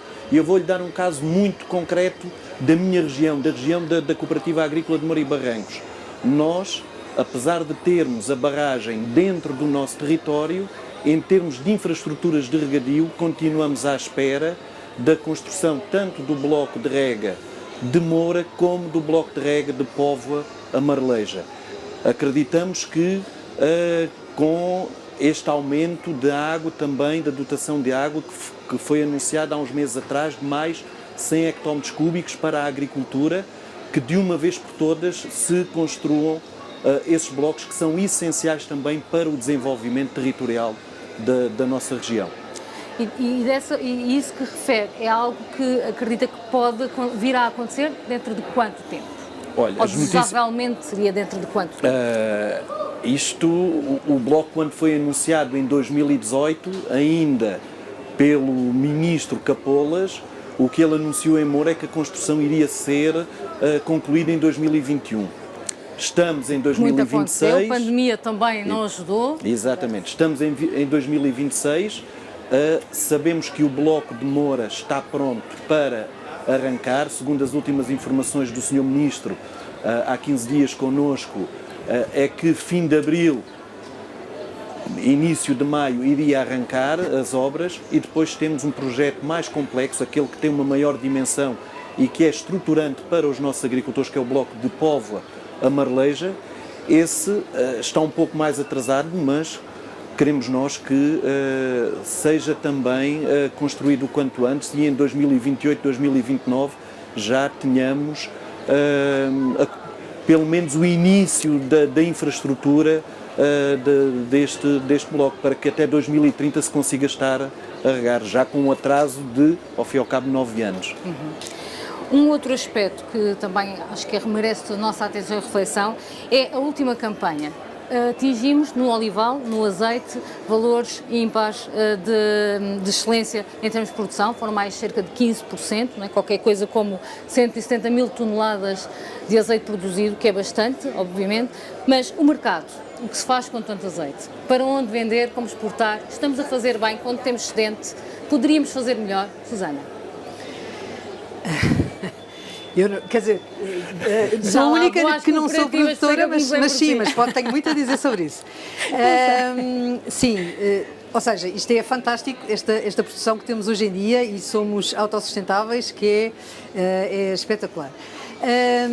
Há aqui várias ideias relativamente a isso. Acho que o que nós podíamos fazer, e tivemos agora mesmo numa ação da Interprofissional do Azeite da AIF, que esteve a falar mesmo sobre isso, sobre o que é que aqui a diferença, e a diferença também que existe entre estas duas realidades de o azeite a granel e a marca Azeite Portugal, não é? O que é vendido a granel, aliás, há uma grande percentagem que é vendida a granel e, portanto, para a Espanha, para a Itália, e que é utilizado como marca italiana, marca espanhola. Aqui o que nos está a faltar mesmo é, embora existam marcas portuguesas de azeite, é dar mais valores ao azeite. Portanto, eu vou falar na parte final, depois se calhar os meus colegas falam da parte mais de produção. E, portanto, é muito importante que haja esta dinâmica da marca Portugal. E depois há outra coisa que é, em relação às marcas, pronto, quando existe água, o que acontece é que vai-se investir em olivais mais intensivos e, portanto, a produção vai ser mais a granel e, portanto, vai ser mais vendida. Portanto, há aqui um equilíbrio que tem que haver e que tem que ser falado. Acho que tem que haver uma estratégia nacional, mesmo em Portugal, para perceber... falta de planeamento que falta? Eu acho que sim, porque, é assim, eu acho espetacular esta evolução tecnológica que houve, tanto a nível dos olivais como a nível dos lagares e da produção que hoje em dia temos, mas também é importante olhar para o outro olival, e havia uma das perguntas que foi feita no seminário que era mesmo isso, então e o que é que nós fazemos com o olival tradicional, não é? É para manter, não é para manter, vai ser todo transformado, há muito que não pode ser, que é em montanhas, sim, que é muito espalhado. do nosso azeite é manual ainda, Exato. é tradicional, não é? É essa também a história do nosso país. Sim, que falo mais das árvores tradicionais, depois os lagares podem ser um bocadinho... Sim, aí mal seria, ainda fosse muito manual. Sim. Mas, e portanto, eu acho importante esta ideia de... Mas sente que há uma falta de uma melhor promoção da marca Portugal. Não existe, ou fora... seja, praticamente não existe. Isso depois deixa aqui também... Vamos então aqui à parte mais institucional. Mas, sim. Não, começar por si, porque hoje também assinala-se aqui, eu sei que não é bem o mesmo tema, mas acaba por inevitavelmente se cruzar, hoje assinala-se também o início da aplicação do pré-acordo do Mercosul. Tudo isto é uma nova janela de oportunidade que o setor tem, ou tudo isto, mais uma vez, pode vir a criar um problema em coisas que ainda têm que ser resolvidas, não só na estratégia, como no planeamento, como na promoção do nosso país fora e dentro de portas também? Eu, relativamente a isso, acho que será uma oportunidade, sem dúvida que será uma oportunidade. Eu vejo sempre isso, a abertura para novos mercados, como uma oportunidade. Agora, aqui nesta situação pontual, são situações em que nós, por exemplo, Portugal, já tínhamos um bom relacionamento com um dos grandes mercados consumidores, como é o Brasil, e que já estávamos muito, digamos, implementados no Brasil a fazer esse tipo de exportação de azeite. Mais é um dos principais. Exatamente, esse tipo de exportação de azeite para lá. Mas, de toda a forma, existe mais países no Mercosul que vão ser também consumidores, uns que são pequenos produtores, outros que a produção deles pode não ser suficiente. Uma janela de oportunidade existe. Agora, há uma coisa que é básica, que é, nós nunca podemos pensar que um mercado, só pela semelhança de linguagem, semelhança de costumes, que eles nos vão dar, digamos, alguma vantagem ou alguma primazia relativamente a isso. Agora, nós, como é lógico, é muito agradável para nós que não tenhamos tarifas, mas nós não temos tarifas, não tem Portugal e não tem os restantes países da Europa. Ou não ter os restantes países da Europa, aqui é que é o meu receio. Às vezes, por uma perspectiva de estarem melhores organizados, terem, por exemplo, já um processo de promoção, de internacionalização, terem essas marcas, por exemplo, como o azeite de Espanha, como o azeite de Itália, já melhor incrementadas, ter em funcionamento essas políticas de promoção desses produtos.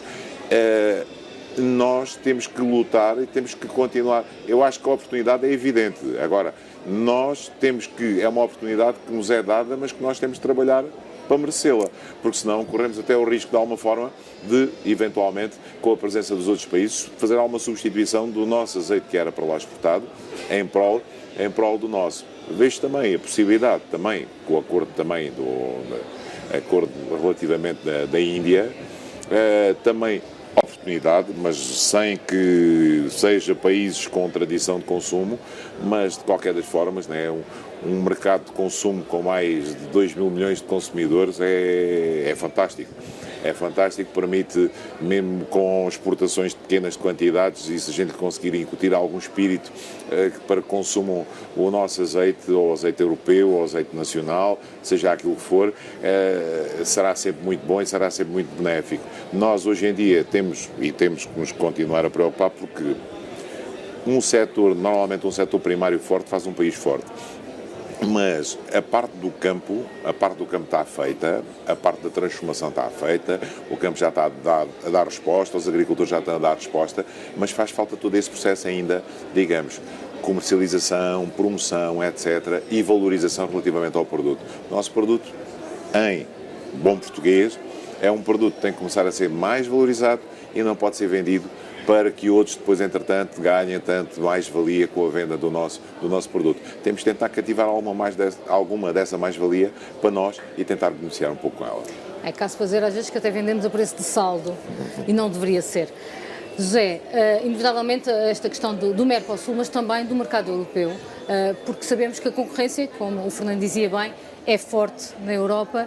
o que é que nos falta para também podermos levar os azeites que temos e marcas conceituadas que temos e premiadas, que todos os anos, como sabemos, temos vários azeites premiados no país, fora de portas e conseguir levar o nosso excedente e as nossas boas colheitas também de forma efetiva e bem planeada lá fora? Em primeiro lugar, falta-nos organizarmos. O setor, que é um setor que tem demonstrado uma pujança muito grande nos últimos 20 anos, é um setor que é uma referência a nível mundial. Em termos de produção, em termos de qualidade de azeite, nós temos em Portugal os lagares mais modernos e os olivais mais modernos do mundo, mas infelizmente não estamos organizados naquilo que é a promoção do nosso azeite através de uma marca chapéu, da marca Azeite Portugal. E aí a AIFO, onde o Fernando é o presidente da AIFO, neste momento está a trabalhar para uma coisa que é essencial, que é a aprovação da extensão de norma e com isso irmos também para a promoção dos mercados de uma forma organizada. Obviamente que o acordo do Mercosul é um acordo importante para Portugal, porque num universo de 270 milhões de consumidores, 220 milhões falam português e é o mercado brasileiro. É um mercado que Portugal hoje em dia tem uma cota de mercado a rondar os 60% e obviamente que com a instabilidade dos Estados Unidos, a questão do Sr. Trump, mais cortes, mais tarifas, os outros players, e foi o que o Fernando disse há pouco, que estão muito bem organizados, nomeadamente os espanhóis e os italianos, começam também a procurar alternativas de mercado para fazer face a uma possível penalização nos Estados Unidos. E o mercado brasileiro é um mercado apetecível, por isso eu acho que nós temos que promover o nosso azeite, temos que tentar vender o nosso azeite, porque é o azeite com melhor qualidade a nível mundial. Entre virgens e virgens extras temos 95% ou 96% do nosso azeite de qualidade superior e obviamente o que nos falta é mesmo a promoção e principalmente criar valor acrescentado. E nós só criamos valor acrescentado através de uma criação de marca e vendendo o azeite embalado, porque a vender azeite a granel não conseguimos valorizar o nosso azeite e aí os italianos que vêm cá comprar azeite a granel embalam e depois com um storytelling como eles têm, acabam por vender azeite quase ao dobro do preço daquilo que nós estamos a vender. Mas vamos pensar, se temos o produto de qualidade, se temos o know-how, porque sabemos o fazer, a quem é que falta essa visão estratégica? Porque não estamos a debater um problema de hoje, nem que começou ontem. Infelizmente, no setor agrícola, não estamos a falar de azeite, mas sabemos que não é exclusivo do azeite, é um problema de comunicação que se arrasta por décadas. A quem é que está a faltar esta visão estratégica? É uma questão de Estado português, é uma questão de todos nós, enquanto cidadãos? Eu acho que, primeiro que tudo, no caso do azeite, é uma questão de Estado. O setor, neste momento, precisa de uma autorização do Sr. Ministro da Agricultura para que haja uma extensão de norma e com isso comece a promover o azeite, comece a candidatar-se também a apoios à internacionalização, isso é extremamente importante. E depois, nós temos casos, não é só o azeite que é um caso de sucesso na agroindústria portuguesa, temos o setor do vinho, também está muito bem organizado, o setor das frutas, dos legumes, e eu acho que nós temos que ir lá para fora com uma marca chapéu, sei lá, Portugal, ou produtos agrícolas portugueses, não sei, um nome, tem que ser um nome pomposo, um nome sonante, em que englobe todos estes setores da agricultura. E acho que quem tem que promover também isso, isto não é só a agricultura, é a economia, e o AICEP tem que ter aqui também um papel preponderante naquilo que são campanhas de promoção dos nossos produtos agrícolas. Mas, Fernando, do ponto de vista das cooperativas, das associações agrícolas, de forma é que também podem pressionar, obrigar o Estado e a sociedade civil a fazer melhor este trabalho? De forma é que o vosso trabalho diário, junto dos produtores e de toda a linha, de forma é que podem também criar solução sobre esta falta de planeamento e estratégia? Da forma, eu acho que as associações e acho que as cooperativas, neste sentido, estão a fazer um excelente trabalho, têm tentado fazer um excelente trabalho ao longo dos últimos anos. Pelo menos, relativamente a isto, têm chamado e têm apelado feito chamadas de atenção aos decisores no sentido de dizer e falar sobre esta necessidade. Agora, relativamente a esta questão que nós estamos aqui a falar, por exemplo, relativamente aqui à interprofissional, relativamente à AIVE, o que é que existe? Existe uma necessidade de uma campanha. Normalmente, quando se faz a promoção de um produto, se for, digo eu, genericamente, não quero estar a assumir esse compromisso pela cooperativa de Moura, mas estou a dizer, se for a cooperativa, e se for caso disso, com certeza que o fará, não tem problema. A cooperativa de Moura e de Barrancos faz, por exemplo, uma ação de promoção isolada. A cooperativa agrícola de Beja e Barins faz uma ação de promoção isolada. O reflexo, relativamente a essas ações de promoção isolada, são reduzidos. São reduzidos. Quase. Não é a questão de ser bairrista, a questão é que são atos isolados. E atos isolados que é ir uma vez a um mercado-alvo e fazer a promoção de um certo e determinado produto, o resultado, às vezes, não se veicula, o resultado, por vezes, não surge, não aparece. Aparece sim resultado. Quando existe, digamos, estas campanhas, mas campanhas estruturadas, campanhas com uma certa e determinada presença ao longo de um certo e determinado tempo, até que começa a produzir efeitos. E, dessa forma, e por aquilo tudo que temos estado aqui a apontar, é que existe a necessidade do quê? De uma interprofissional. Existe a necessidade do quê? Da capitalização da interprofissional, para que ela possa fazer essas ações de promoção e divulgação relativamente ao produto, e existe também a necessidade que isto seja também com o acordo e também com o agreement político, como é lógico. Só assim é que é possível que esta interprofissional e que este, digamos, conjunto de agricultores e de organizações possam ir promovendo um certo e determinado produto, mas que vão fazendo ao longo dos anos, porque já se sabe que o serviço de promoção não é uma coisa que surte efeitos normalmente num universo muito curto ou com brevidade que nós desejaríamos. Tem que ser uma campanha continuada, tem que ser campanhas que já foram iniciadas há muitos anos e depois até as próprias campanhas, às vezes, de certos e determinados produtos, como fazem noutros países, certos e determinados produtos, às vezes, que já estão valorizados, às vezes levarem outros produtos nacionais atrás, que é, por exemplo, tivemos a ver um exemplo há pouco, até os próprios, digamos, desportistas de um país que às vezes estão referenciados, é bom às vezes para levarem estes produtos atrás e para promoverem estes produtos associados a essas pessoas. Essa promoção vai ter muito mais resultado e vai ser mais efetiva. Susana, é claro que tenho que acrescentar aqui que nós temos um exemplo, que era este que o Fernando estava a dizer. Em Espanha existe um interprofissional a funcionar e que faz essas campanhas lá fora e, portanto, nós estamos a perder esta possibilidade de fazer, embora nisso seja feita justiça, que a Casa do Azeite tem feito um trabalho a nível do Brasil, da marca e de poder vender para o Brasil e tem feito algum trabalho, mas eu acho que tem que ser um trabalho mais desenvolvido e outros destinos, não é? Porque nós temos vários destinos onde podíamos estar a promover o azeite de Portugal. E, portanto... Mas essa promoção, portanto, não só do produto em si, deveria ser estendido também, por exemplo, à academia. Pensar aqui nos jovens que são formados anualmente nas diferentes universidades e politécnicos para toda a área mesmo da agricultura e consequentemente do azeite. Sim. Isto porquê? Porque sabemos que conseguimos anualmente formar bons profissionais, mas sabemos que muitas vezes não ficam no território, seja aqui no Alentejo, seja noutro território, no norte, no centro. O que é que falta? Porque é essa falta, se calhar, de orgulho do produto que vem da terra, de voltarmos às origens, será um pouco por aí? Estamos aqui em dois assuntos diferentes. Sim, um deles é promover aqui o azeite, e sim senhor, é um trabalho que tem que ser desenvolvido e que tem que ser apoiado também pelo Ministério, e outra coisa é o conhecimento interno a nível do azeite. E isso é uma desgraça. Pronto, digamos assim, se nós perguntarmos a qualquer...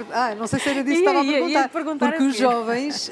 achei que era isso que estava a perguntar, porque os jovens, em termos de formação, estava a falar aqui em termos da agricultura... Em termos de agricultura também, já ia perguntar em relação ao achei que já estava na parte já lá ia, mas aqui em relação à própria agricultura, porque sabemos que vamos formando engenheiros, vamos formando, e para além da formação académica, sabemos que há muitas vezes há necessidade de formação profissional, não é? De saber conhecer o setor de perto, trabalhar o setor de perto. Mas há falta não só da mão de obra especializada, da mão de obra sazonal, há que andar sempre aqui a correr meio atrás do prejuízo e tudo isto poderia melhorar se houvesse uma melhor promoção do que é o setor, do que é, no caso, estamos a falar do azeite, mas do que é este setor agrícola, do potencial que existe de mercado também laboral vindo da academia ou não.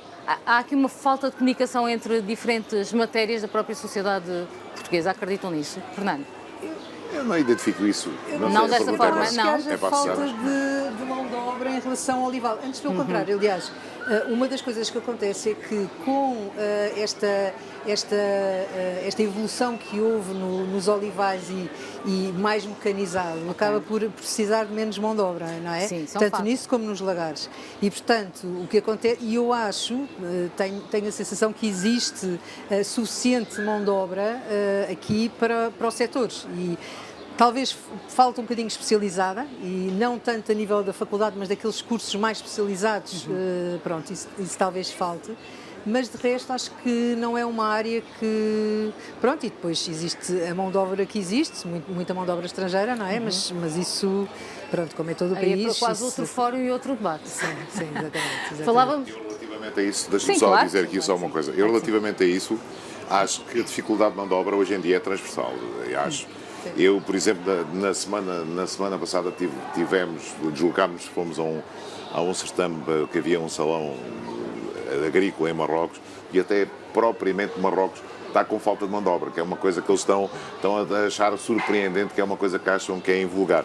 Porque a Europa, de alguma forma, cativa-lhe a mão de obra que eles consideram como mão de obra com mais qualidade, que é a mão de obra proveniente mesmo de Marrocos, e eles estão a ir buscar uma mão de obra que, pelos vistos, não será tão trabalhadora, não será tão especializada, que é subsaariana, que vão buscar a outros países do continente africano, mas que não é tão efetiva, não é tão eficaz.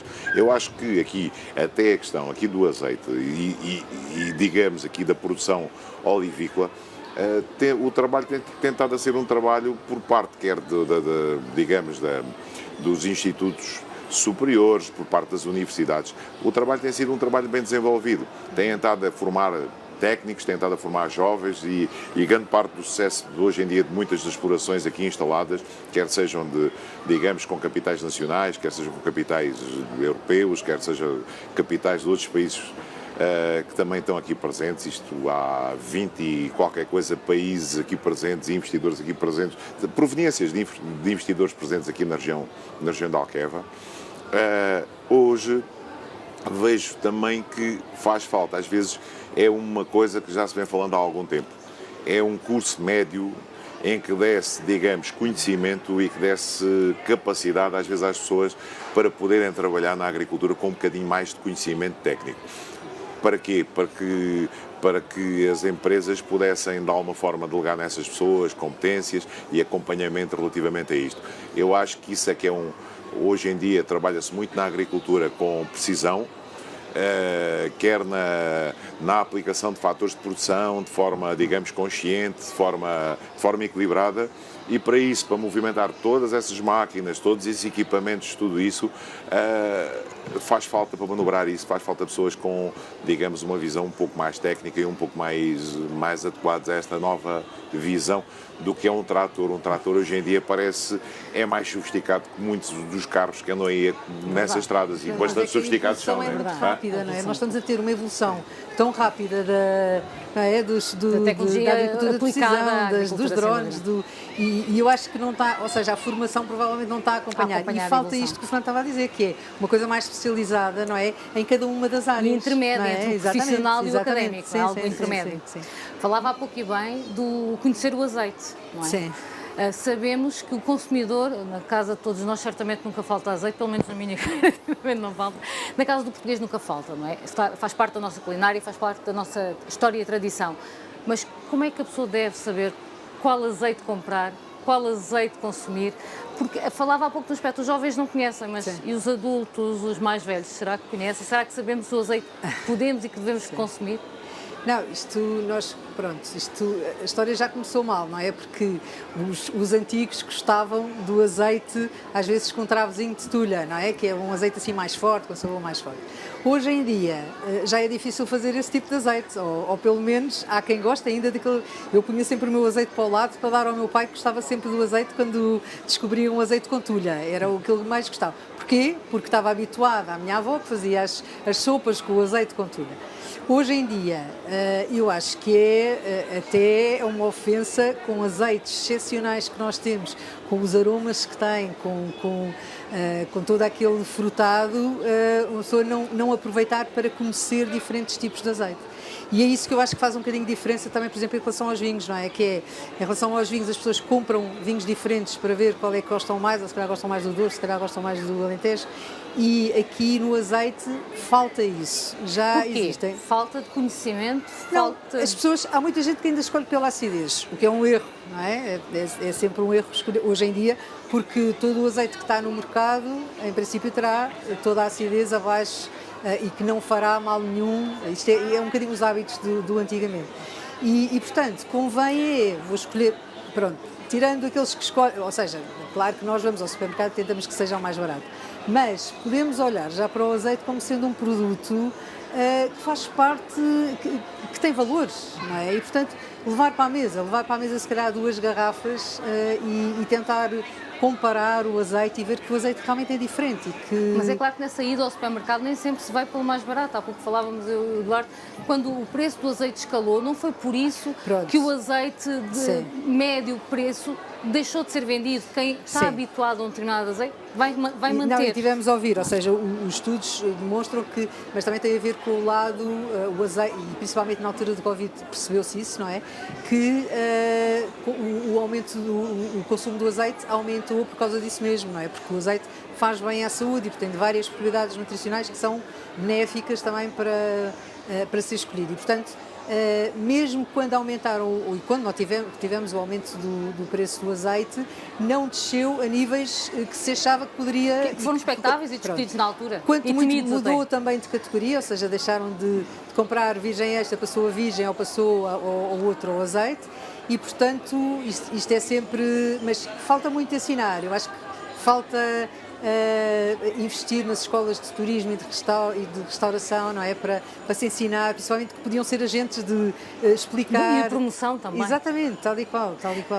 Estamos a entrar aqui na reta final da nossa conversa. Tenho um pequeno desafio, uma pequena reflexão final para cada um, que é como é que desejariam ver o setor, neste caso o azeite, nos próximos 15 ou 20 anos. José Eduardo. Isto é muito complicado porque se nós olharmos para os últimos 20 anos, o setor sofreu uma transformação muito, muito grande. Agora, obviamente que eu gostava daqui por 10, 15 anos, que o setor do azeite, ou que o azeite não fosse comparado a uma commodity.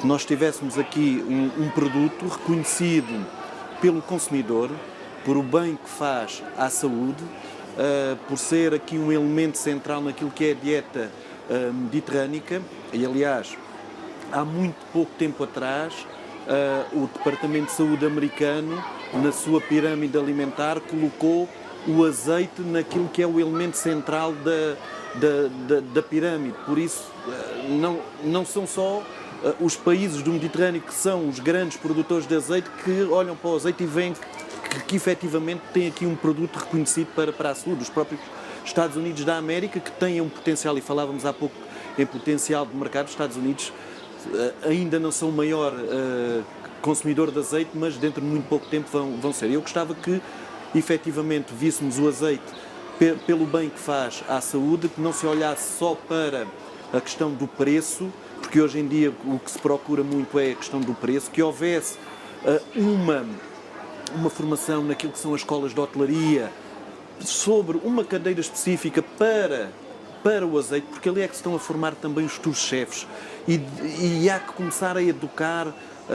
E nós temos, por exemplo, na cooperativa um programa durante a campanha da azeitona, em que temos os miúdos que conhecem todo o processo e todos os anos vão lá a todos os miúdos das escolas e que olhássemos para o azeite como um produto importante também para a economia portuguesa e que fosse o setor da olivicultura um setor de coesão territorial e que conseguíssemos nos nossos territórios, nomeadamente no território do interior, que tivéssemos uma renovação geracional, porque é possível termos agricultura sustentável nos 3 pilares, economicamente, ambiental e, obviamente, em termos sociais. Fernando. Eu vou um bocado também no seguimento muito do que poderia dizer, se calhar também já foi dito, mas vou... Pensa também algum poder de síntese que estamos mesmo... Exatamente, mas vou-lhe dizer, por exemplo, aqui duas ou três coisas. Eu acho que tanto a Susana como o Zé Duarte, uma das coisas que estiveram a frisar é também um bocadinho, às vezes, o poder de decisão que as pessoas têm que ter na escolha e capacidade de escolher relativamente ao azeite. Hoje em dia há azeites de tal forma diferentes e tal forma... com características tão diferentes, há azeites frutados, há azeites verdes, há azeites jovens, há azeites maduros, há tudo e mais alguma coisa, há uma diferenciação muito grande relativamente a este produto e por isso tem que se começar até a encarar que o azeite, face ao prato que vai participar, face para uma salada, face para essas situações, como é lógico, como um bom vinho, como um bom complemento de uma refeição, tem que ser diferenciador e tem que ser escolhido em função dessa finalidade que vai ser dada. Tem que haver esse conhecimento e esse conhecimento vai proporcionar-nos aqui um bom desenvolvimento e uma boa manutenção do nosso tecido empresarial e nosso tecido rural. Susana. Pronto, sim.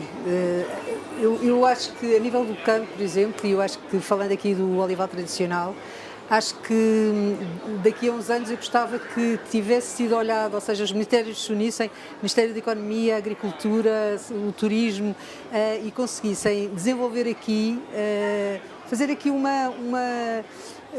cuidar da paisagem, ou seja, a nossa paisagem tradicional, que era o olival, assim, nós temos que ter o olival intensivo para ter mais azeite. É verdade, e eu sou completamente de acordo com isso, mas acho que devíamos olhar também para o que era tradicional, para o que era a paisagem, manter, tentar ajudar os olivais tradicionais, porque isso era também uma maneira de combater, por exemplo, a parte dos incêndios. Acho que nós temos de tomar conta dos olivais que existem, também era uma maneira de ajudar também a contrariar os incêndios, e também uma maneira de reter jovens no interior.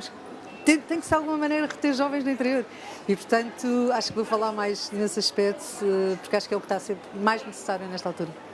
Muito obrigada. Sei que tinha uma coisa para dizer, tem que ser mesmo muito rápido. Diga. Nós, como agentes do setor, temos a obrigação também de dizer, e relacionado com o consumo, que o azeite que é para consumir é aquele que é 100% sumo da azeitona, que é o azeite virgem ou o azeite virgem extra. E esse é o que o consumidor tem que comprar, não os outros azeites que depois têm processos químicos. Exatamente. Muito obrigada aos três por terem estado comigo e com o Conta Lá nesta 42ª Ovibeja. O azeite é algo que certamente vamos continuar a consumir. Daqui a 10, 15 anos espero que possamos estar também aqui novamente a debater e a pensar tínhamos razão ou não. Muito obrigada mais uma vez. Chegamos ao fim deste debate sobre o azeite. Vamos continuar aqui na Ovibeja. Continue connosco também. É um setor agrícola, uma parte do setor agrícola muito importante também e o Conta Lá vai continuar de olhos postos no olival, neste ouro líquido que Portugal produz de forma ímpar e, mais uma vez, recordo que a emissão continua já a seguir com o Marcos Pinto. Eu volto amanhã com um debate sobre outro produto de excelência em Portugal, que é o vinho. Obrigada.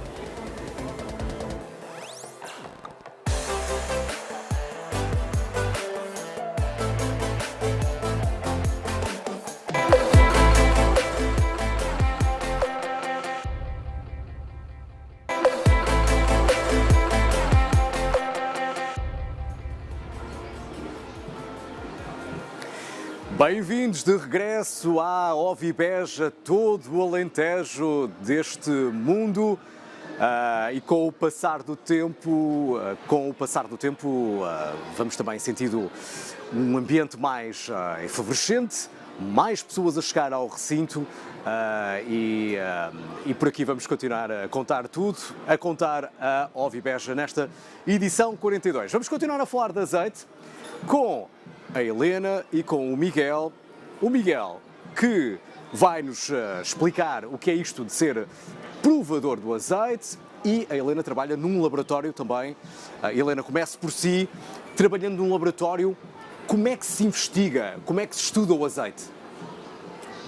Pronto, então o laboratório da ACUS, que é o laboratório pelo qual eu sou responsável, não da é propriamente... Associação dos Agricultores do Sul, exatamente, o laboratório da Associação de Agricultores do Sul, não é propriamente um laboratório de investigação naquela ideia que as pessoas têm de investigar coisas novas, não é? Portanto, é um laboratório que avalia a qualidade do azeite. E a qualidade do azeite depende da sua qualidade química, mas também da sua qualidade sensorial, da sua qualidade organolética. E, portanto, são esses ensaios de análise química e de análise sensorial que nós fazemos no laboratório da nossa associação. Miguel, o azeite é muito mais do que uma coisa tão normal nas nossas vidas.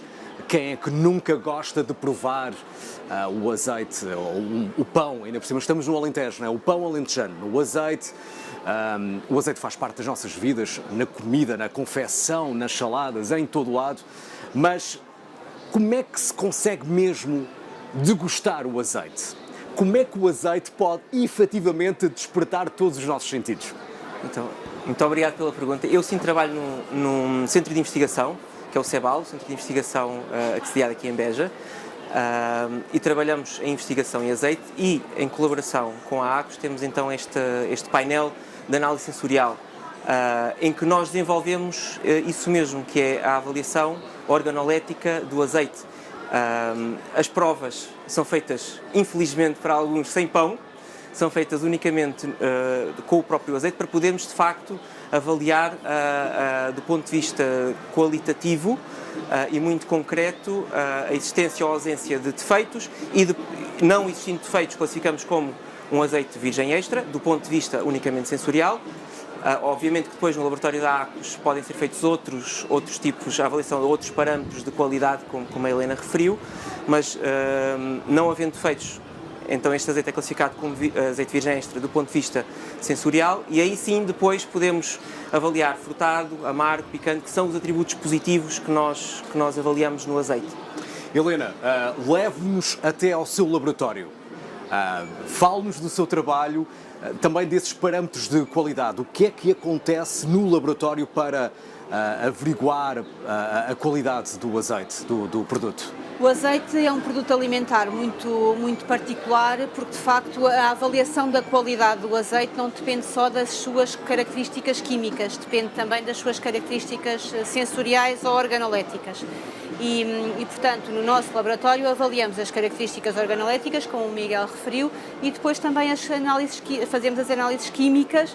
Essas análises químicas permitem-nos avaliar a qualidade do azeite. Alguns desses parâmetros são, por exemplo, a acidez. Se calhar a acidez do azeite é o parâmetro que as pessoas mais conhecem, que é mais familiar, que, embora não confira qualquer característica organolética ao azeite, é um parâmetro de qualidade muito importante, mas existem outros parâmetros que permitem avaliar se o azeite está mais ou menos oxidado, se tem ou não misturas com outros óleos ou com azeites, portanto mais na perspectiva de uma fraude, mas portanto é um azeite, todos esses parâmetros, há vários ensaios de análise química que nos permitem avaliar a qualidade e a pureza do azeite. É também importante avaliar a pureza do azeite. Miguel, partilhe connosco isto de ser provador do azeite. Como é que se dá a formação? Como é que se aprende a ser o provador do azeite? Antes de mais tem que haver muito gosto pessoal, porque é um trabalho voluntário. As pessoas têm que gostar mesmo não só do azeite, como do tema, de saber, de querer conhecer, querer saber mais. E é uma formação que requer muita prática, muita aprendizagem contínua, muito retomar novas matérias, muito interesse também pessoal, tanto quer seja na parte de cozinha, da aplicação. Acho que é um tema que é muito interessante, principalmente na aplicação da nossa culinária, não só no Alentejo, mas em Portugal no geral. Nós, como referiu há pouco, é algo que nos é muito querido a todos, não é? O azeite é algo muito típico, muito tradicional na nossa alimentação, e ser um provador, eu acho que nós estamos numa posição muito privilegiada, não é? Porque nós conseguimos, de facto, se calhar tirar, ou não, ou às vezes conseguimos perceber coisas que se calhar como um consumidor comum não percebia, mas para nós eu acho que é uma posição muito privilegiada porque conseguimos ter um contacto muito direto com um produto muito natural, muito fresco, que é o azeite, e conseguimos ter percepções, e acho que é um treino que qualquer pessoa pode experimentar fazer, mesmo em casa, o cheirar, o provar, o tentar remeter a outro tipo ao frutado, ao que é que nos remete frutado, se é amargo, se é picante, se é mais fresco, se é mais verde, se é mais maduro. Acho que isto é algo que qualquer pessoa em casa pode testar, experimentar, fazer, mas é uma aprendizagem muito, ou seja, um provador de painel é uma formação, acima de tudo, uma formação muito contínua e muito rigorosa. Já falámos do olfato e do paladar, mas a visão também pode ser um sentido diferenciador, olhar para a cor do produto e perceber logo ali, ter alguma resposta, isso faz sentido? Então, há duas respostas. Enquanto consumidor, eu diria que sim, pode ter. Enquanto consumidor, do ponto de vista de qualidade, não. Nós, na avaliação da qualidade do azeite, em painel de análise sensorial, nós não temos em conta o aspecto, a cor, não temos em conta. Obviamente, para o consumidor e enquanto marketing, um azeite super verde e super apelativo, acho que faz diferença, não é? Mas para nós, em painel de análise sensorial, nós usamos copos azuis, exatamente para impedir a influência da cor, porque a cor unicamente nos vai dizer a presença de clorofila versus carotenoides, que são compostos, são pigmentos que vão conferir esta cor ao azeite. Portanto, do ponto de vista de qualidade, não tem muita importância. Uma última pergunta aos dois, para uma resposta muito rápida. Helena, como é que mais gosta do azeite? É a molhar no pão? É na salada? Eu gosto de todas as maneiras, de todas não é? as maneiras, também.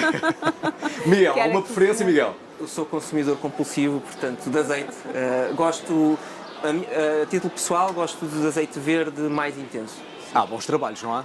Há bons trabalhos. Gostar do azeite e trabalhar com o azeite todos os dias. Exatamente. Helena, é um privilégio. Helena, Miguel, muito obrigado pela vossa presença aqui nesta emissão Obrigado, aqui na OVI Beja.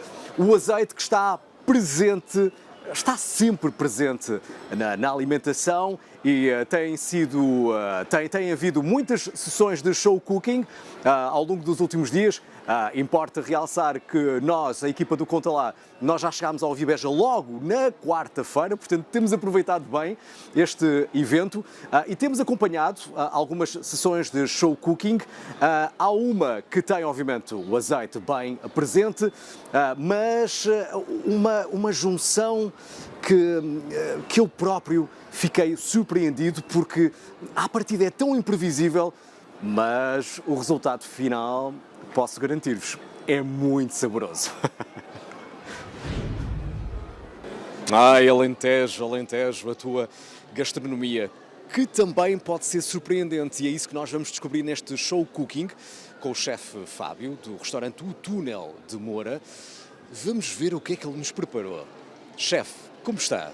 Tudo bem, bom Tudo dia. bem, bem disposto? Muito bom dia, sempre bem disposto. Ora bem, o que é que temos aqui na mesa? Bacalhau e mais? Bacalhau, nós temos a alheira, temos... Bacalhau e alheira. Estou a gostar. Continua, chefe. Continua. O bacalhau é um prato que nós vamos preparar com broa, porém é um bacalhau um tanto diferenciado de uma criação minha, que ele vai com leite de coco, vai um citrino e depois ele é preparado envolvido com broa e finalizado broa e azeite de moura também.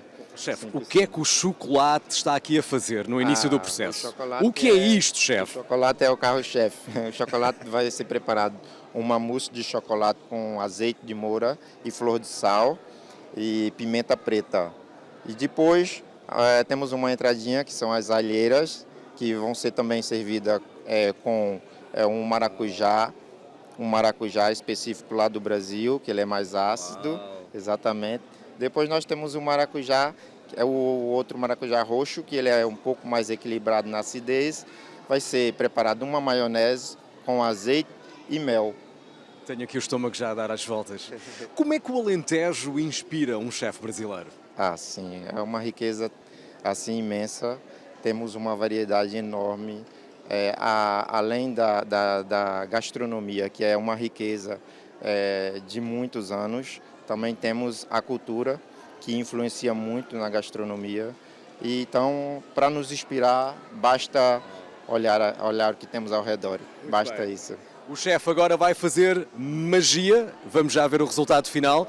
Para já vou conversar aqui com a Filipa, porque tudo isto, um chefe pode ter o segredo mais apurado, mas o que vai fazer a diferença, porque estamos no Alentejo, é o quê, Filipe? É a melhor gordura que existe. E qual é a melhor gordura que existe? É o azeite. É este super alimento que temos aqui hoje connosco. Escolhemos 3 referências comerciais de produtores do Alentejo, variedades tradicionais portuguesas e que vão dar aqui um brilho também a todos estes pratos. É mesmo o melhor azeite do mundo? É o melhor azeite do mundo. Estamos na região que produz mais azeite em todo o país, cerca de 85 a 90% da produção nacional sai daqui, sai do Alentejo, e Portugal é um país produtor por tradição e também aquele que produz mais azeite de alta qualidade em todo o mundo. Portanto, estamos a falar aqui de um produto que temos que valorizar, que é cultura, é identidade, e é isso que também estamos a fazer aqui hoje com todos os outros produtos que a nossa região nos dá. E enquanto nós conversávamos os dois, o chefe fez magia. E vamos ver o resultado dessa magia. Chefe, o que é que temos aqui? Conte-nos tudo. Vamos a isso. Temos a alheira, que como eu disse anteriormente, é preparado com uma maionese de maracujá e mel. Uau! Alheira com molho de maracujá. Isto é incrível. Esse azeite específico, que ele ajuda a equilibrar a acidez do prato. Exatamente. Existe um azeite específico para cada prato. Há um azeite um pouco mais, que ele abrange uma maioria de pratos e os outros são mais específicos. Ajuda a valorizar um prato. O prato fica com um toque um tanto diferenciado. E depois nós temos o outro azeite aqui que utilizamos também para finalizar a mousse de chocolate. Ajuda na emulsificação da mousse de chocolate e também equilibra o sabor. Além de proporcionar mais sabor no alimento, ele ajuda a equilibrar, busca o equilíbrio do alimento. É exatamente isso. E tudo isso, como é que foi descobrindo? Foi testando, foi arriscando, foi isso? Testando e buscando melhores produtos, como nós temos referência em Moura, do azeite de Moura. Então, tudo isso fez com que a gente chegasse até esse resultado. É exatamente isso. Muito obrigado, chefe. Obrigado, Podem encontrar o chefe em Moura, no restaurante O Túnel. Ele teve a amabilidade de vir até a Alvibeja mostrar. Uau! Vejam bem esta mousse, vejam bem este bacalhau, os croquetes, a maracujá. Ai, Alentejo, Alentejo. Agora tens de Não sei. provar. Eu vou Agora provar. tens de Posso provar. provar? Exatamente. Como é que olha, eu nem sei provar. Como é que eu provo isto, chefe? Até tenho medo de estragar. Comece com os croquetes. Com o croquete. Vê lá. Ok. Segura aí, faz favor então. Sim, claro. Bem, obrigado pela ajuda. E agora? Onde é que eu... Onde é que... Aqui neste... Sim. Abuse. Ah!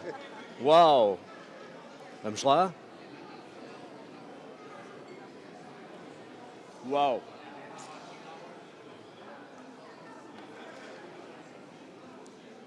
Sabem o que é chegar a esta fase da minha vida e descobrir uma coisa como esta? Obrigado, chefe, foi incrível. Nós proporcionamos prazer às pessoas. É que a nossa intenção é realmente essa. Pronto. E agora as pessoas que nos estão a ver a pensar, deixa cá ver, quanto tempo é que eu estou de Alvibeja ou de Moura? Se calhar as pessoas já estão agora a meter-se no carro e vir para aqui, chefe. Não sei. Muito obrigado. Obrigado. É isto que eu levo para a minha vida. Croquete em molho de maracujá. Maravilha, delicioso. Ainda estou a pensar neste croquete de alheira, naquele molho de maracujá. Sim, as pessoas estão a chegar cada vez mais aqui na Alvibeja, todo o Alentejo deste mundo, mas como assim? Como é que a Maria João, muito rapidamente, deixou Beja e já chegou a Mértola? Como assim, Maria João? Olha, foi assim muito rápido, porque eu sou uma rapariga muito rápida nestas coisas. Cheguei então à Vila de Mértola, é isso mesmo. Enquanto falamos de Mértola, falamos de um museu a céu aberto, falamos aqui de uma vila com um património cultural muito presente, falo claro da presença islâmica e também de um património natural que é visto. Aliás, Mário Tomé, Presidente da Câmara Municipal de Mértola, obrigada por estar connosco. Quando falamos aqui de Mértola, falamos realmente aqui de um paraíso, com estas duas dualidades muito presentes e que comunicam entre elas. Falo claro do património cultural e do natural. Sim, é verdade, é mesmo como introduziu. Antes de mais, bem-vindos a Mértola. neste caso a partir do stand da Câmara Municipal de Mértola Nova e Beja. É um pouco isso, a introdução que fez é excelente. Mértola tem muito essas duas marcas, o nosso património histórico-cultural, com essa passagem de vários povos e de vários povos ao longo da história por Mértola, e depois esta componente natural com o rio em destaque, mas também o Parque Natural do Val do Guadiana com a sua biodiversidade intacta, ainda em muitas variáveis que atualmente potenciamos com uma estação biológica, o Centro de Investigação, numa parceria com o CIBio e INBio, Universidade do Porto, e que nos dá essa projeção e essa promoção e afirmação maior nestas duas áreas tão importantes para o país. E quando nós chegamos aqui, o Mário disse-me assim: Maria, não repara que o nosso stand está muito bonito este ano? Ele está sempre bonito, mas este ano é especial. Tem assim um sabor diferente este ano, Mário. Sim, é verdade, e se fizerem a imagem ali daquele prémiozinho, daquela placa, digamos assim, é o reconhecimento mundial da Organização Mundial de Turismo de Mértola como destino sustentável. Isto só por si diz muito. Tive o privilégio de, enquanto Presidente da Câmara, estar em Hangzhou, na China, mesmo na sede da Organização Mundial de Turismo, a receber o prémio, e desenvolvemos o nosso stand, portanto, um pouco baseado no conceito e na ideia do prémio em si, porque diz muito daquilo que eu estava a referir, é potenciar ao máximo esse património natural e demonstrando a nossa capacidade de atrair turismo, mas não perder essa missão maior que é a sustentabilidade atual dos territórios e dos sítios. E quando falamos de turismo, falamos obrigatoriamente, ainda este mês, podem ter a oportunidade de visitar Mértola e assistir a este Festival do Rio. Sim, deixar o convite, 23 e 24 de maio, Festival do Peixe do Rio, no Pomarão, uma localidade ribeirinha do concelho de Mértola, associado precisamente à temática do peixe do rio, com várias experiências a esse nível de gastronomia e outras, e também com a componente cultural associada com o artista Fernando Daniel, que nos dá o prazer de lá estar connosco, a colaborar nesse sentido, e obviamente deixo esse convite a todos os que nos estão a seguir, que nos possam visitar e partilhar connosco essa vivência. Muito obrigada, Mário. O convite fica feito, seja ainda durante este mês, seja nos próximos meses, visitem Mértola. É realmente um museu a céu aberto que merece ser visitado por todos nós. De Beja até Mértola foi uma viagem muito rápida, e esta viagem aqui na Ovibeja vai continuar mais para o final da tarde. Havemos de regressar e temos muitas histórias para lhe contar. A estrada que também passa aqui no Alentejo é a Nacional 2, e nós há 2 semanas que andamos a percorrer a Nacional 2 e já a seguir havemos de voltar a Tondela. Continue connosco, continue com o Conta Lá, agora já a seguir em Tondela, e depois regresse connosco aqui à Ovibeja. Temos muito para lhe contar. Acompanhe tudo nas redes sociais do Conta Lá. Bom feriado, bom fim de semana, até já!